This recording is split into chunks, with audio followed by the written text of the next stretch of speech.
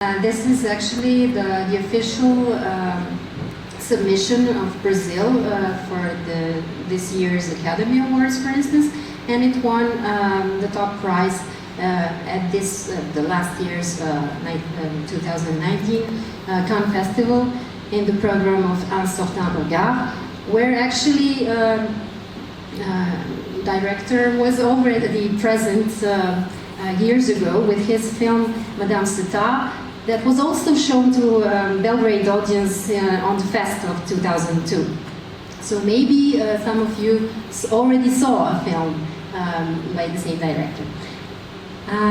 We were talking about Latin America films in general, and some topics that are present in their cinematic culture, and more generally actually in TV also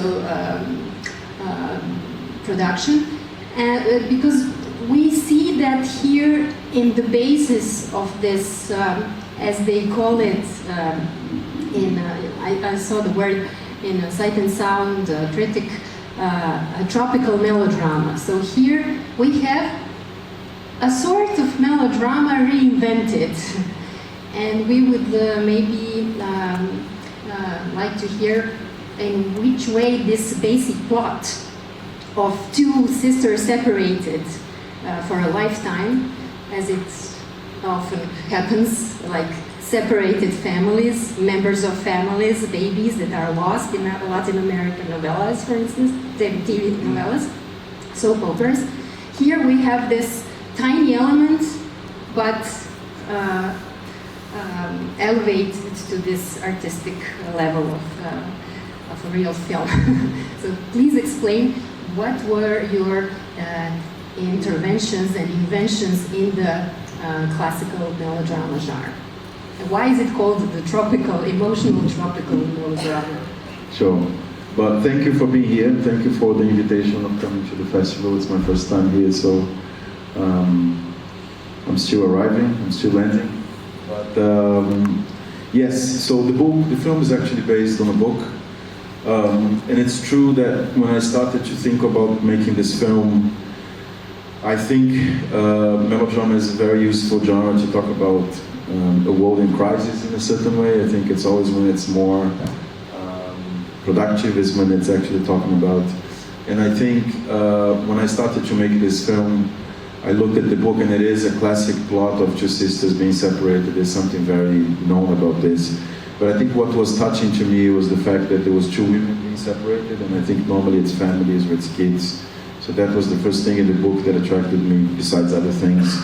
But I think I was also very interested in looking at something that in Brazilian popular culture people are very used to, which is this genre, but how to make it in a way which is not, a TV program, it's actually a film. And I think, to answer your question, what I was really thinking about is how to make it a bit more messy than it is in TV, how to make it a bit more visceral than it is in TV, how to make it really about these two characters more than anything else. Of course, the plot is there, and the plot is important, but I was very interested in having a real portrait of these two women. And just to give a few steps back, I think one of the important things of me wanting to make this film too was it reminded very much of the women in my family. It was very, very close to the stories that I was used to hear in my family. And it's somehow for me like a circle. My first film ever was a documentary about my grandmother who died when she was 107. So I was making a documentary about her when she was 80 because I thought she was not going to last for too long. But she actually lived for many, many years. And this film is somehow the same version of that documentary, but in fiction. And when you talk about the genre and melodrama and how I used to play with it, I think for me it is it's a genre that I love very much because it is very much close to people's real life in a way, but how to make it in a way that doesn't look old and doesn't look full of dust, So I think what I did was just to think about that this is a film made today about that time, and it's not a film that looks like it wants to be about that time, It's somebody today looking at how these two sisters lived and how their life went through. So I think this was the first thing I thought, and when you talk about tropical, for me it was also, I want in melodrama as a genre that's used in many different cultures, you know, in Egypt, in Mexico, in Spain, you know, a lot of cultures use that genre and they make it their own. And for me it was very important that the film had the traces of where it was made. So it's shot in Rio, it's shot in a city that's in the middle of the forest, it's shot in a city that's very humid. It's shot in a place where people have a very sort of, you know, visceral relationship to each other. So I think those are the first elements. And also, you know, I think it was very important to me that it is a film about these two real characters. I mean, they are not real, but for me, they were real. So I think this is what the first things I thought about when I imagined how to make this film as a story that would only take place in where it takes place, which is in the city it takes place, and in the country, and in that time in history. As you explained, actually you wanted to avoid the cliche of a period dramas that are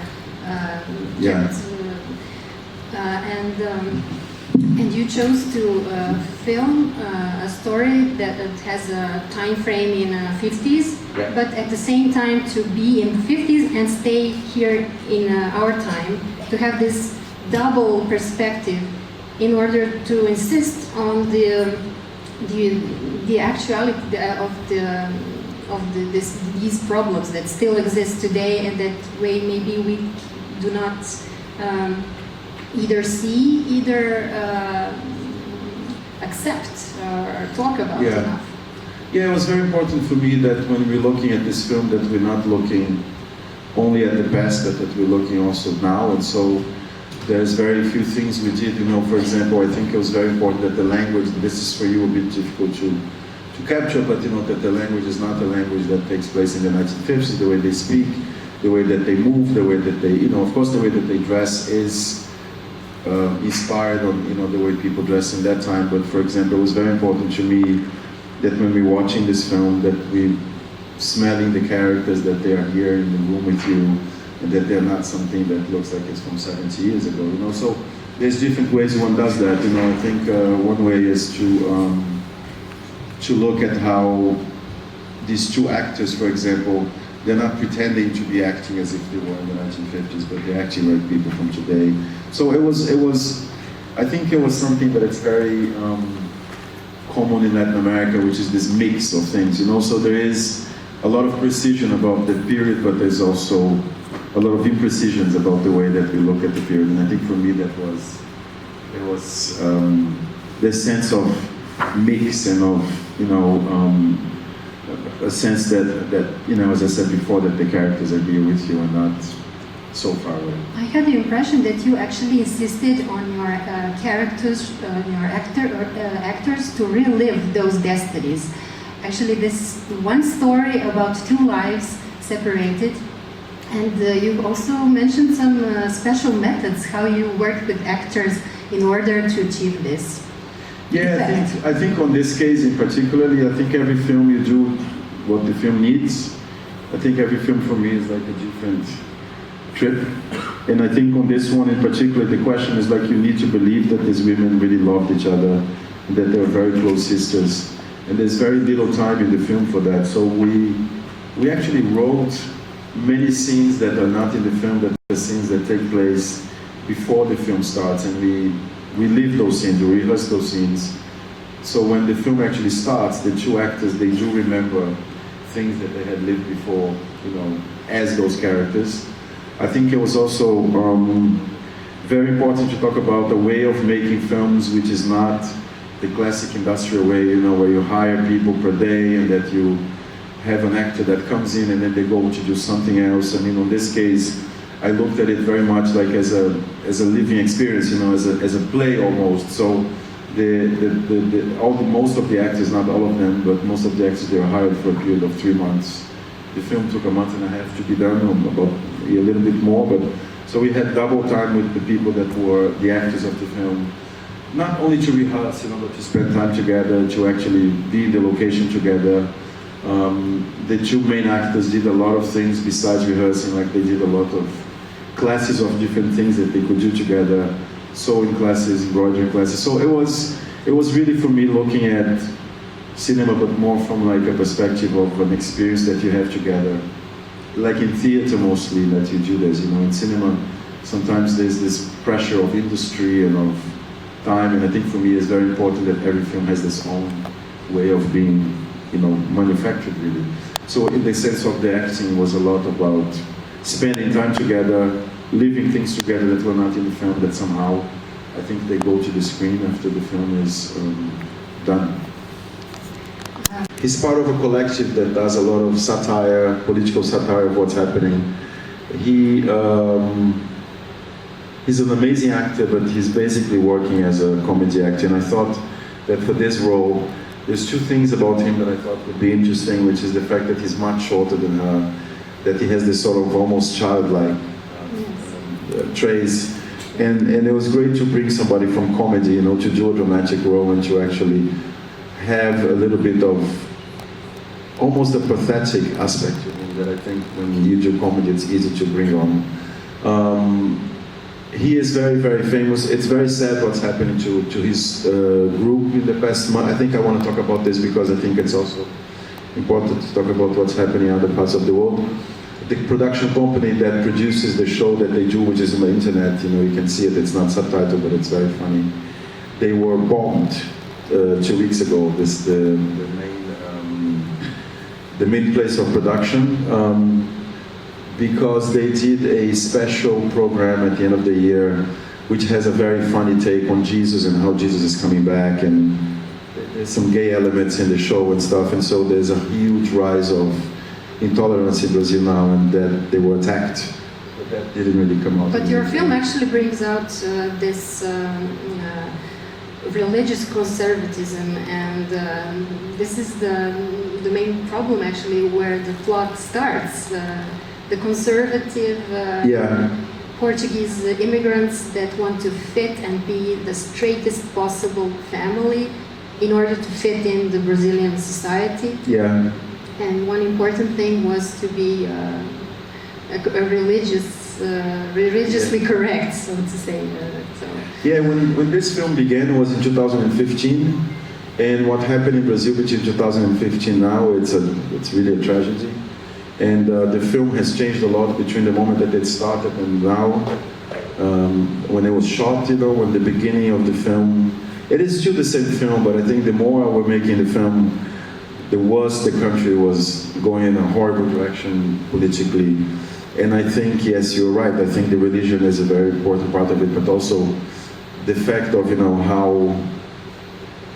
how the present powers that are running the country are so much based on this idea of tradition, of family, of this nostalgia for a time, that I think what I was trying to do with the film is to talk about also the fact that it was not a great time, you know, there was a lot of problems in the 1950s and the 1960s and in the past, particularly in relationship to women, but you know, in all levels of society. So it was very important how it's interesting how what happened politically in the last 4 or 3 years really made a difference in how the film was thought and done, you know, throughout those years.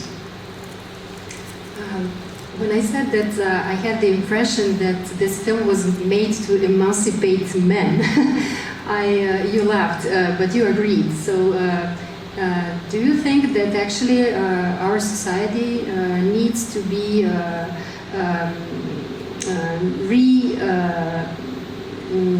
remembered, like re-informed of these kinds of lacks of empathy within families that are due to the conservative men's position of empowerment, actually? I think it depends on the place. I think particularly in the context of not only of Brazil, but if you think of what's happening in a lot of the countries in Latin America, it's one of the places in the world with the biggest rate of conversion to evangelical religions, and the political agenda there, it's it's changing a lot, and it's becoming more and more conservative in the last years. And I think the film talks about that, but in a very metaphorical way. It doesn't talk about that in a very frontal way. But for me, it was something that's very scary to see of how how the ideals of women, of family, of tradition, of moral have been so much reinforced in the last 2 or 3 years. I say in Latin America, but in Brazil it's the biggest case of, I think when you look in the world now, I think it's the biggest number of people being converted to a very conservative kind of religion. And that's really changed the face of the country. So what I was trying to talk about too is, I remember that there was a coup that was happening in Brazil about in 2015 or 16, and the person who came to power, the president, which was the vice president, his wife was much younger than him, and she was very beautiful. And there was a cover of a big magazine once that says, they were celebrating her as she was white. Brazil is not really a white country. Celebrating her as, the headlines was like, beautiful, she belonged to the home, like she's a housewife, and she was very discreet. This was something that was being celebrated as the great values of womanhood at the time. And I think it's kind of the opposite of what my country is. So when I was making the films, I was also thinking about how can this be celebrated, in this moment in history. So it was interesting to make this film in this middle of this boiling situation that's happening there. Like we're back in 50s, like the same struggle. Yeah, as if to be back in the 50s was anything to be celebrated, yeah. Maybe we can let the audience share her. So far they have been, I've been lucky enough that they have been in all the main festivals, but I think it's very dangerous. I don't know how many of you here are film students, but these festivals have become, people have been, and they have changed a lot. I think in the last 15 years, it's become something else, and it's become much more of a marketplace than it was 15 years ago. And I think, yes, it is important to be in them because more people see it and they will travel more, and then there'll be more exposure, particularly for films that are not films that are in English, because our place in the world is compared to English language is very different. But so I think it's very important to be in these festivals. It's also important to understand what I hear a lot of my colleagues in the last 5 or 6 years. Like, I was talking to somebody last week and they said, I'm shooting, it was a crazy story, like they shot now and they want to have their film ready for Cannes. It's crazy, these festivals, they're great, but their dates are the same every year. So if you don't go this year, try next year, but don't shoot a movie to be in a festival because it can only damage the film. So on my case, what's the strategy? It's to not think about it too much, it's to think, let's make the best film possible, let's give it the most time you can give to a film. And then if it is in a festival, and I think Cannes has become this very big, really big. The selection is fantastic, and it's always very good to be there. But I think it's very important for young filmmakers to not be obsessed about this, because I think I feel people finishing their films very soon because there's a festival deadline or something like that. And I think it's important to breathe, and I think it's important to give time to the films. But obviously, everyone here knows how important these showcases are, for the life of a film. But I think I don't want to sound nostalgic, but I do miss these festivals that you can actually just hang out with filmmakers and discuss and exchange and discover and learn, more than these festivals that it's so much about press and it's so much about, how much people are going to see the film, that are going to buy the film. So I don't have a strategy. My strategy now is to not think about it too much. Of course, I'm in a position that I can say that because, I've been making one film after the other, so I'm also in a position of privilege. But I think that if I were a young filmmaker, the anxiety of being part of these festivals can be very damaging. So I just think we should be thinking about the films and not about the festivals, but not being naive and understanding that the festivals are important for the life of a film. So my strategy is to control my anxiety and think, let's see when the film is done and what festival it should it should be considered, it should be applying. But obviously it's great to win a prize in Cannes. It changes a lot the life of a film, I think there's so many films out there that, for example, at the moment that you win a prize in a festival like Cannes, certain people and more people will see your film. Yeah. In a way, once your film is in Cannes, your strategy is done. And you just need to feed and continue. How many other festivals did you play or did you visit after Cannes? A lot. Yeah, they asked for it. Yeah. A lot, yes. There is one, cinematography, international festival of cinematography here in the region in Bitola in Macedonia. Yeah. And actually, this film won the first prize, and Guvar won for this cinematography of this film. For this film. One thing about this question, I think it's important. I think it's also important to understand that some films, I think cinema has this very magic thing about it. Some films, to be very honest with you, when this film was done, I thought it was a good film, but then it had an amazing life, and I think this is what's beautiful about film, is that they have their thing, they have a life and they have a magic, and I know this sounds a bit crazy to talk about like this, but it is how it is, and sometimes you make a film that you think it's incredible, you did it all right, everything is like, exactly what you're doing, but it doesn't have something, and I think this something is something that you don't really control. I must say, so sorry for maybe putting my personal experience there on the spot, but I think Cannes can provoke fairy tales. They happen, and I do remember even in your seat, I was running Sony, a distributor, and I brought the film Boys in the Hood in Un Certain Regard, and that made his career. Completely. Really, he was nominated to Oscars and all of that, and fairy tale, really, and it's a long story. I could tell you later, but it's a long story. But the problem is like, it can also be a curse, because think the opposite, the guy who made Boys in the Hood, he's super talented, and maybe that year he would not have won the prize, and maybe in that year there would be other films that for different reasons had won that prize that were not maybe better than his film,